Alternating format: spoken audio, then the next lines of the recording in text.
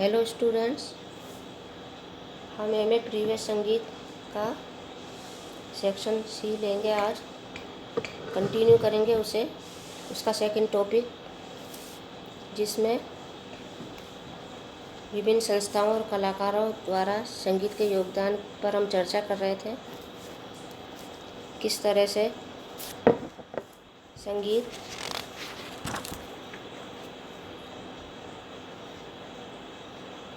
माध्यमिक शिक्षा बोर्ड व विश्वविद्यालय में स्नातक स्तर पर संगीत विषय के पाठ्यक्रम तैयार किए गए और इसके शिक्षण की समुचित व्यवस्था की गई।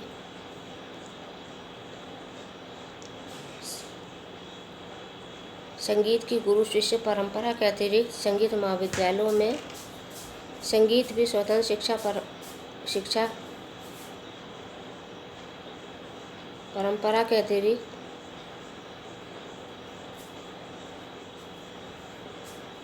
संगीत महाविद्यालय में संगीत की स्वतंत्र शिक्षा प्रारंभ हुई एवं अन्य विषयों के साथ साथ ऐच्छिक विषय के रूप में शिक्षा का प्रबंध हुआ।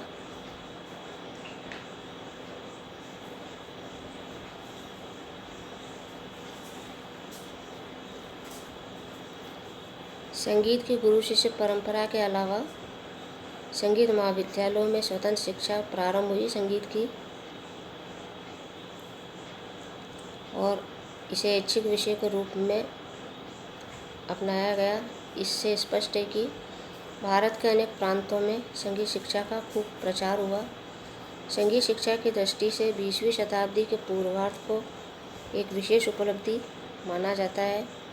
इस कालखंड में दिल्ली, मुंबई, कलकत्ता, इलाहाबाद, बड़ौदा, मद्रास, हैदराबाद, इंदौर आदि प्रमुख शहरों में ऑल इंडिया रेडियो के केंद्रों की स्थापना की गई। उच्च श्रेणी के गायकों व वादकों के शास्त्रीय उपशास्त्रीय संगीत के कार्यक्रमों का प्रचार किया गया। इसमें गायन वादन के क्षेत्र में नवीन कलाकारों का परिचय हुआ। नवीन प्रतिभाओं को प्रोत्साहित किया गया। ऑल इंडिया रेडियो केंद्र से गायन वादन के क्षेत्र में श्रेष्ठ कलाकारों के अखिल भारतीय कार्यक्रम आयोजित हुए। इन कार्यक्रम के अंतर्गत अखिल भारतीय कार्यक्रम प्रस्तुत किए जाने लगे। इस प्रकार 20वीं शताब्दी के पूर्वार्ध में संगीत के क्षेत्र में विभिन्न माध्यमों द्वारा प्रचार हुआ।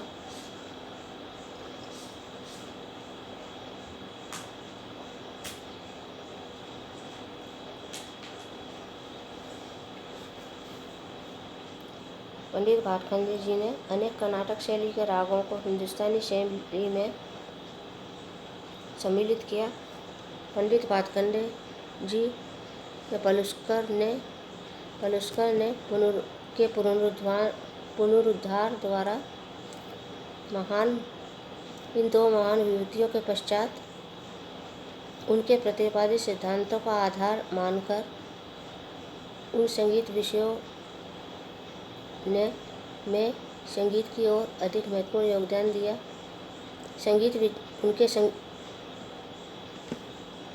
उनके संगीत विचारों को संगीत की ओर अधिक महत्वपूर्ण योगदान दिया।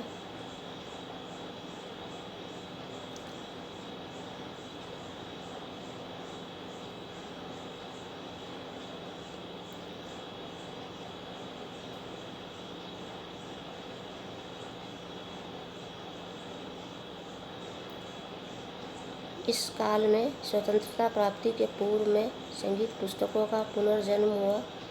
इसी काल में भातखंडे जी द्वारा पलुस्कर द्वारा अनेक पुस्तकों की रचना हुई। 15 अगस्त 1947 को जब भारत स्वतंत्र हुआ, उस समय में वर्तमान काल तक संगीत प्रणाली प्रचलित थी।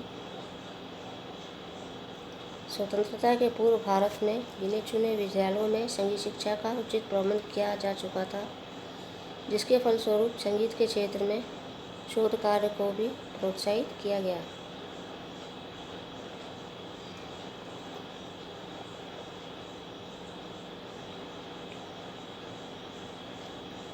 स्वतंत्र संगीत महाविद्यालयों के विभिन्न नगरों में स्थापना हुई। इसके अतिरिक्त इस काल में मध्य प्रदेश के खैरागढ़ क्षेत्र में इंदिरा कला संगीत विश्वविद्यालय की स्थापना हुई, जिसमें भारत की विभिन्न संगीत संस्थाओं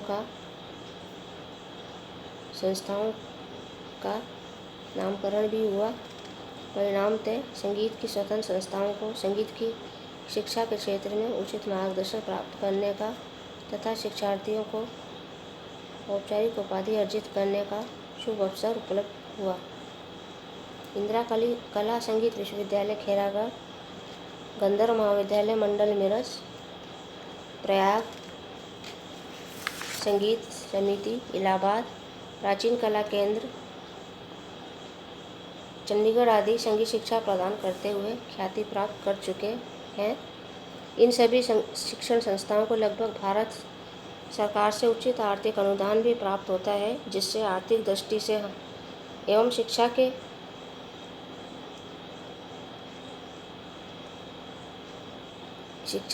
दृष्टि से ये संगीत संस्थान सुचारू रूप से संचालित होते रहे हैं।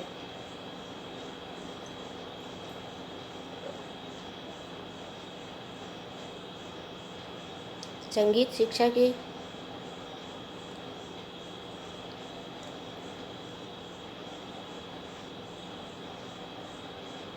उन्नति में भारत सरकार का इस प्रकार का योगदान अति महत्वपूर्ण है। आकाशवाणी के शहरी केंद्रों के अतिरिक्त गाँव में भी जनता रेडियो के माध्यम से शास्त्रीय संगीत सुनती रही है, और वह समय दूर नहीं है कि आकाशवाणी के इस माध्यम द्वारा जनता शास्त्रीय संगीत के प्रति अधिक रुचि ले सकेगी।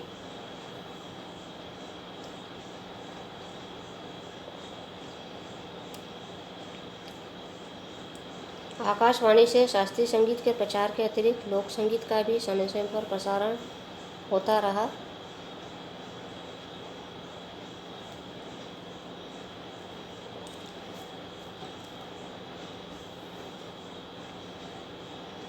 लोक संगीत के कलाकार आज केवल सम्मानित ही नहीं किए जा रहे, अपितु लोक कला के प्रसारण के माध्यम से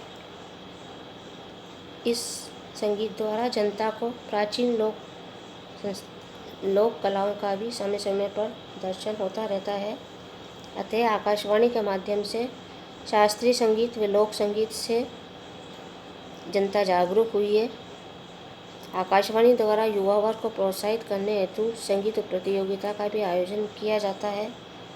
इसके फलस्वरूप अनेक युवा वर्ग के गायक व वादक प्रकाश में आ रहे हैं। संगीत के प्रति अच्छे श्रोता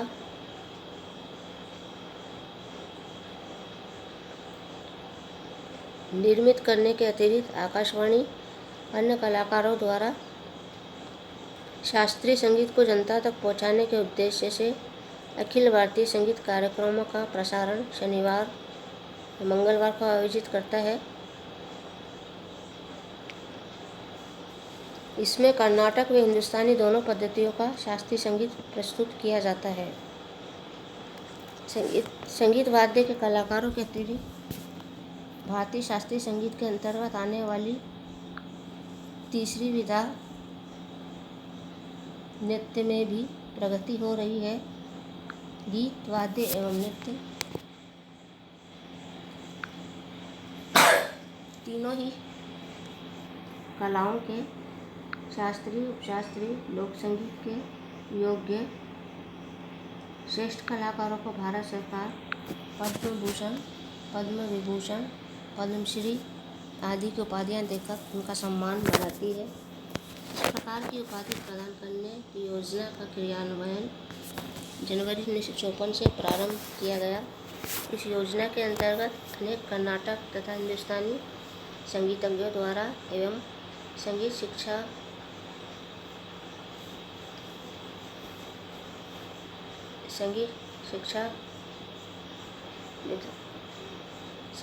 विद्वानों को राष्ट्रीय पुरस्कार की उपाधि प्रदान की गई।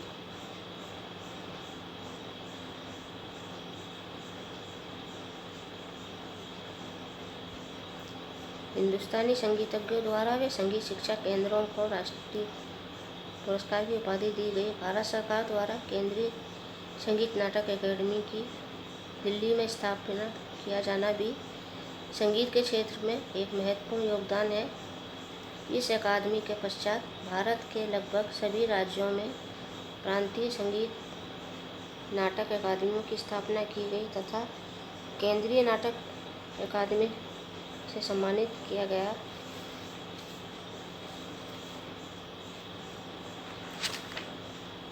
अकादमियों के माध्यम से अनेक संगीत संबंधी रचनात्मक कार्य संपन्न किए जाते हैं, जिसके फलस्वरूप संगीत नाटक अकादमी संगीत के सर्वांगीण विकास में अत्यधिक सहायक सिद्ध होगी।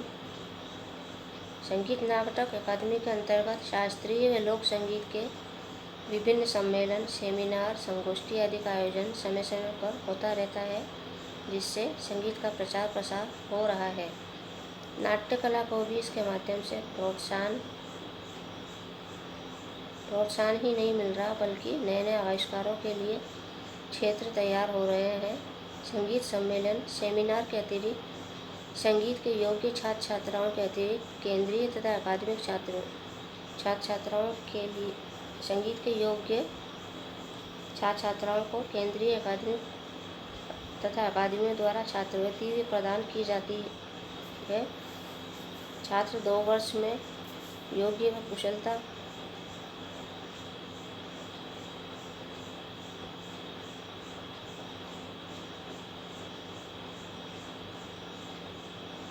छात्र शिक्षा विभाग में संगीत के विशेष शिक्षा ग्रहण करते हैं।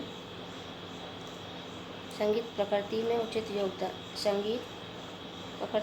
योगदान देती है। संगीत नाटक अकादमी के इस प्रकार के प्रावधान से छात्रवृत्ति प्राप्त करके कुशल व योग्य गुरुओं के मार्गदर्शन से छात्र लाभान्वित हुए हैं।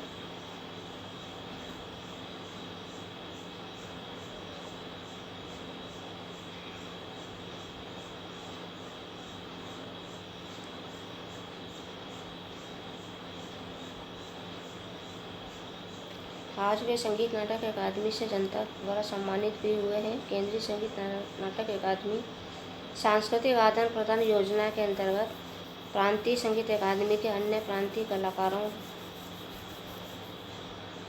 को प्रतिवर्ष अपने प्रांत में आमंत्रित करती है। वे अपने सांस्कृतिक दल को दूसरे प्रांत में भेजती है, जिससे विभिन्न प्रांतों की लोक कला, लोक संस्कृति, लोक नृत्य एवं शास्त्रीय संगीत में विशिष्ट दलों का आदान प्रदान होता रहता है। वे संगीत के विकास को नए नए दिशाएं प्राप्त होती हैं। संगीत शिक्षण संस्थाओं को विशेष प्रायोजन हेतु संगीत अकादमी समय समय पर विशेष आर्थिक अनुदान देती रहती है, जिससे रचनात्मक कार्यों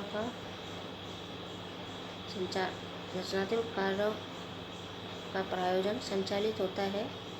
राजस्थान में संगीत नाटक अकादमी द्वारा शास्त्रीय संगीत के विकास के अतिरिक्त लोक संगीत के अनेक कार्य किए गए, जिसमें लोक वाद्यों का संग्रह करने एवं राजस्थान के विभिन्न भागों में लोक संगीत को संग्रहित करने व स्वर ताल लय में लिपिबद्ध करके प्रकाशित शास्त्रीय संगीत करने आदि कार्य हैं।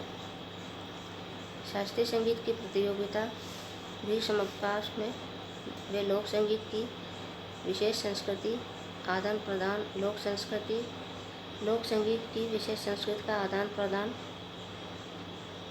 एवं कठपुतली संगीत समारोह, शास्त्रीय संगीत सम्मेलन राजस्थान संगीत अकादमी द्वारा संचालित है। संगीत के विकास में वे अपना योगदान दे रही है। सारांश यह है कि आधुनिक काल में 18वीं शताब्दी के पूर्वार्ध के अंतिम चरण से स्वतंत्रता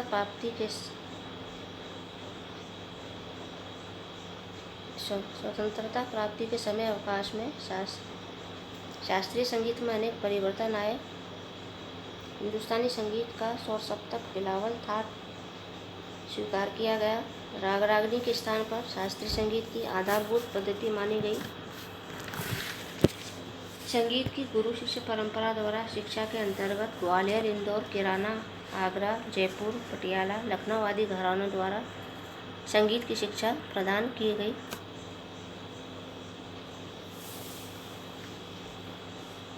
अनेक पाठ्य पुस्तकों का प्रकाशन हुआ।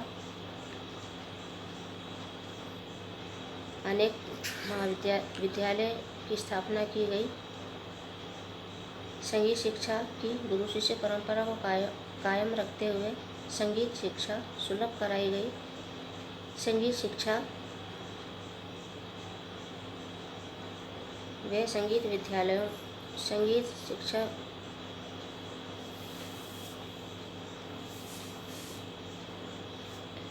संगीत शिक्षा के संगीत विद्यालयों को तत्कालीन राजा महाराज का संगीत शिक्षा कलाकारों संगीत विद्यालयों को तत्कालीन राजा महाराज का आश्रय मिलता रहा तथा भारत सरकार द्वारा इन्हें आर्थिक अनुदान देकर संगीत संबंधी एवं अनेक प्रचार आर्थिक अनुदान देकर संगीत के प्रचार में योगदान दिया गया। स्टूडेंट्स पीडीएफ के लिए डिस्क्रिप्शन पर लिंक करके पीडीएफ अपलोड कर सकते हैं।